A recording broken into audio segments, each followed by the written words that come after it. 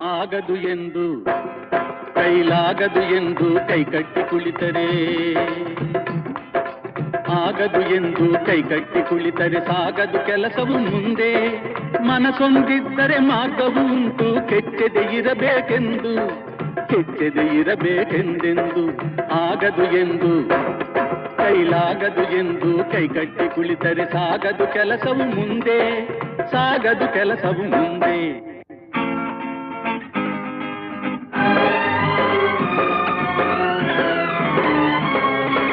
ಕೆತ್ತಲಾಗದು ಕಗ್ಗಲ್ಲೆಂದು ಎದೆಗುಂದಿದ್ದರೆ ಶಿಲ್ಪಿ, ಕೆತ್ತಲಾಗದು ಕಗ್ಗಲ್ಲೆಂದು ಎದೆಗುಂದಿದ್ದರೆ ಶಿಲ್ಪಿ.